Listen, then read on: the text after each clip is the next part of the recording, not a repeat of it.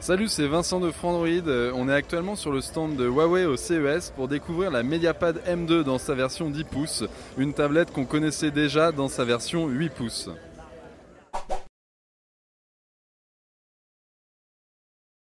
Donc pour la partie design, on retrouve la petite touche de Huawei, à savoir une coque arrière en métal avec une petite bande en plastique en haut pour les antennes.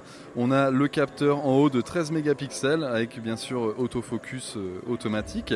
À l'avant, on va retrouver en fait un autre capteur style webcam, ici de 5 mégapixels.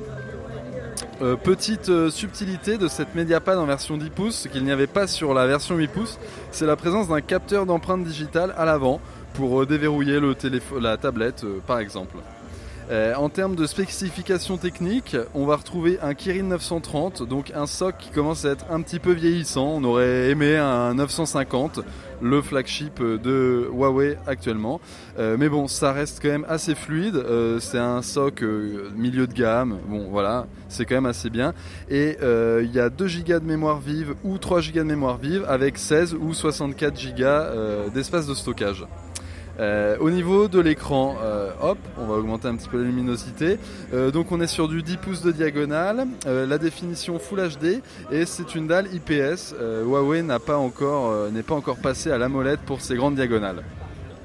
Alors il y a également un stylet pour cette Mediapad 10 pouces, un stylet qui utilise 2048 niveaux de pression sur l'écran et donc il y a quelques applications, par exemple Bamboo Paper ou encore on a Smart Note, une application alors qui n'est pas ici, je peux pas vous la montrer, il n'y a pas le stylet, mais voilà. Au niveau du son, Huawei a réalisé un partenariat avec la firme Harman Kardon pour positionner 2 haut-parleurs stéréo en bas de la tablette. Alors bon, les haut-parleurs pourront peut-être être bouchés certaines fois quand on tiendra la tablette avec ses mains par le bas, mais la puissance devrait être assez élevée. Alors pour la partie logicielle, on commence à bien connaître plutôt Emotion UI, ici dans sa version 3.1, qui est donc en fait basée tout simplement sur Android 5.1.1 ici, avec la petite surcouche, l'interface constructeur si vous préférez, propre à Huawei, qu'on connaît déjà sur les smartphones et les tablettes de la marque. Alors la Mediapad sera disponible en France, Huawei nous l'a confirmé, les prix européens nous ne les connaissons pas encore, mais ça débute à $349 dans sa version 2 Go, 16 Go en Wi-Fi et ça grimpe jusqu'à $469 dans la version 3 Go, 64 Go en version 4G. Car en effet, il y a différentes versions Wi-Fi d'une part et 4G d'autre part. A noter que sur les versions 2 Go de mémoire vive, que ce soit en Wi-Fi ou en 4G, le fameux M Pen, donc le stylet, ne sera pas fourni.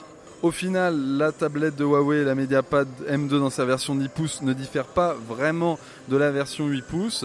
Ça manque peut-être un petit peu d'innovation et on a hâte de pouvoir tester le stylet. Peut-être que les quelques artistes qui nous lisent et qui nous regardent se retrouveront avec le stylet et ce grand écran de 10 pouces.